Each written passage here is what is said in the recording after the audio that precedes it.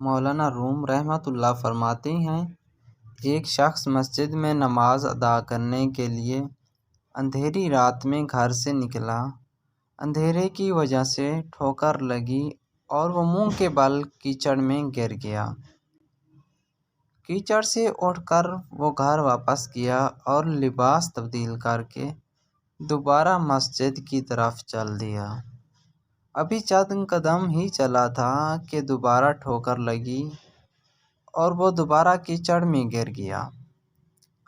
کیچڑ سے اٹھ کر وہ ایک بار پھر گھر واپس گیا اور لباس تبدیل کر کے مسجد جانے کے لیے دوبارہ گھر سے نکل آیا۔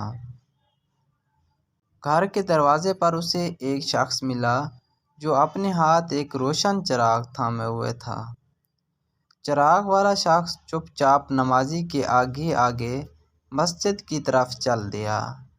اس بار چراغ کی روشنی میں نمازی کو مسجد تک پہنچنے میں کسی دشواری کا سامنا نہ کرنا پڑا اور وہ بخیریت مسجد تک پہنچ گیا۔ مسجد کے دروازے پر پہنچ کر چراغ والا شخص رک گیا۔ نمازی اسے وہیں چھوڑ کر مسجد میں داخل ہو گیا اور نماز ادا کرنے لگا۔ نماز سے فارغ ہو کر وہ مسجد سے باہر آیا تو اس نے دیکھا چراغ والا شخص اس کا منتظر ہے تاکہ اسے دوبارہ چراغ کی روشنی میں گھر تک چھوڑ آئے۔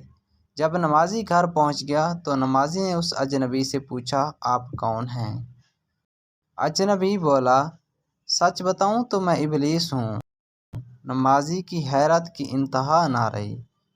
اس نے پوچھا، تجھے تو میری نماز رہ جانے پر خوش ہونا چاہیے تھا، پھر تو چراغ کی روشنی میں مجھے مسجد تک کیوں لایا؟ ابلیس نے جواب دیا، جب تجھے پہلی ٹھوکر لگی تو اللہ نے تیری عمر بھر کے گناہ معاف فرما دیے۔ جب دوسری ٹھوکر لگی تو تیرے سارے خاندان کو بخش دیا۔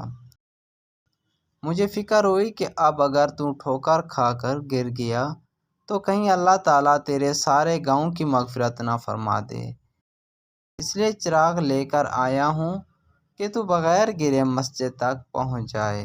حکایت مولانا رومی رحمۃ اللہ علیہ۔